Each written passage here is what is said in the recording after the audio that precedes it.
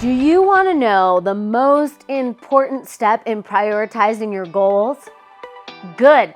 That's what we're going to talk about in the next video.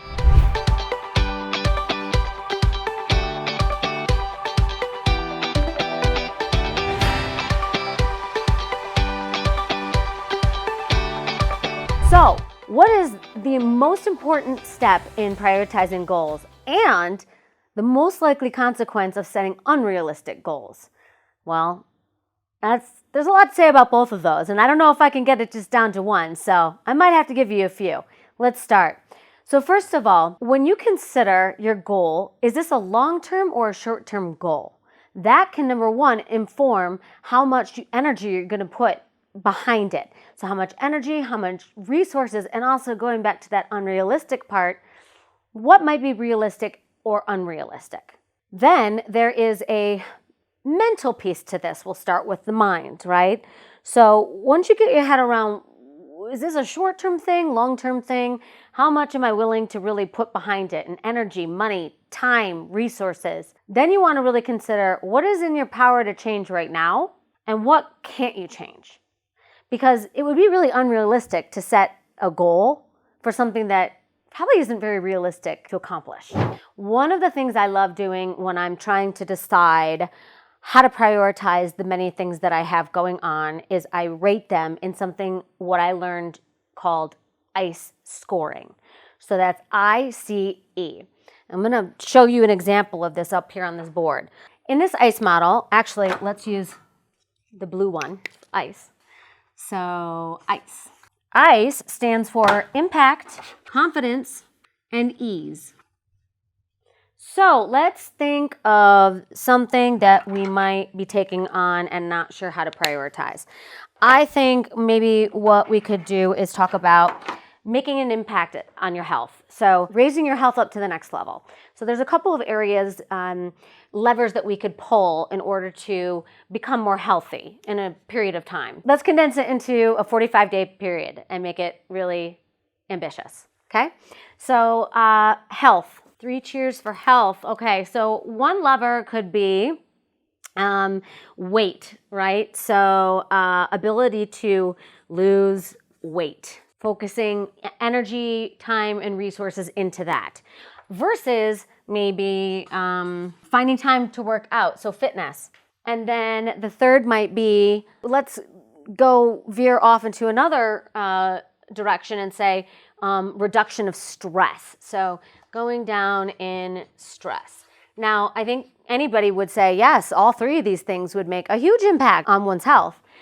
So let's figure out where we want to actually place all of our efforts in the next 45 days. Also, that way you can measure it. Okay, so losing weight. Let's see. I guess I have to use myself as an example because I don't have an audience to ask, but I hope you're following along with a pen and paper. So how confident am I in the next 45 days that the impact of me losing weight would have on my overall health, okay? Now, what you want to do is give it a score of 1 to 10. So here, for the impact, I think that the impact to my health would be okay. I think I'll give it a 6. I think that the confidence that I could lose weight in the next 45 days is probably pretty low. I'm not really too keen on that at the moment. So let's give this a 3. And ease, I would say also 3 because I'm just really not motivated to increase my health in that way right now.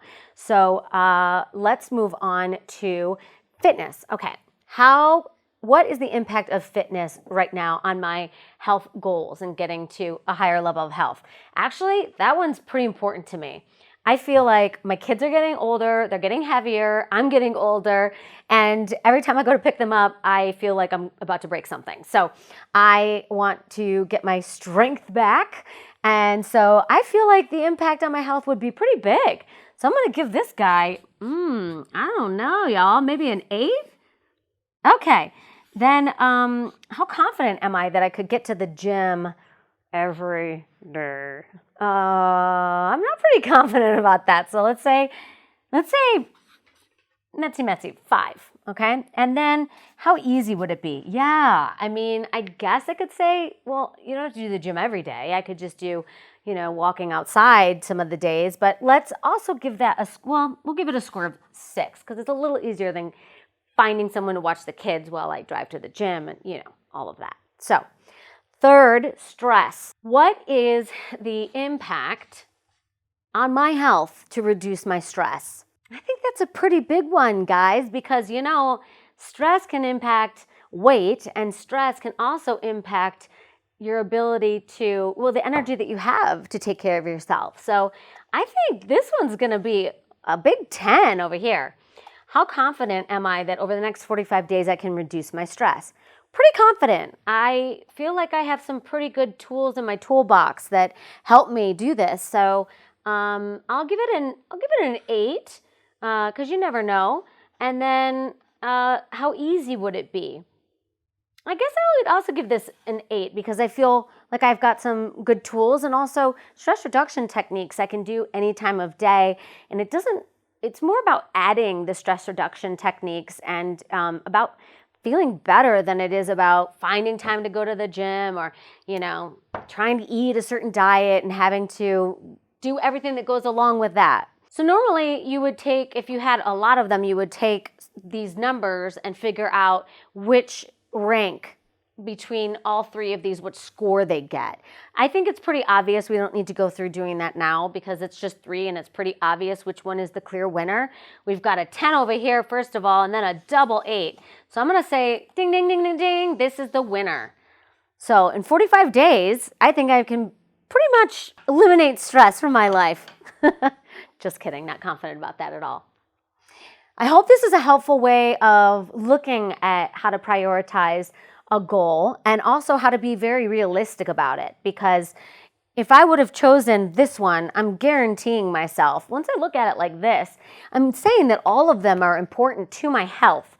But because of the constraint of the 45 days, I can look at this and say, okay, this is realistic. It's not that I'm not going to do all 3 or that I can't do all 3, but it makes sense that in order to have an impact that I'm confident about, that is easy to accomplish, I can feel good about choosing one of these. So next time you're planning a project, I hope that you pull out your ICE score, get a nice, maybe warm beverage with your ICE score process, and hope you find your way to your top priority and most realistic goal.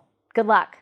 If you have a fire in your belly and you know that there's a better way to do things, then you're gonna love this. I have a free and fun diagnostic tool that will let you know if you are calibrated to your highest level of energy. If you've watched any of the other videos of mine on this channel, then you'll know I talk about the 7 centers of energy flow or leaks for both individuals and organizations. It's an easy tool that you can use over and over again. So visit the link below and get calibrating. It has been a privilege and so fun being on Michelle's channel. She is definitely the epitome of a great mentor and coach. I hope you get yourself one too.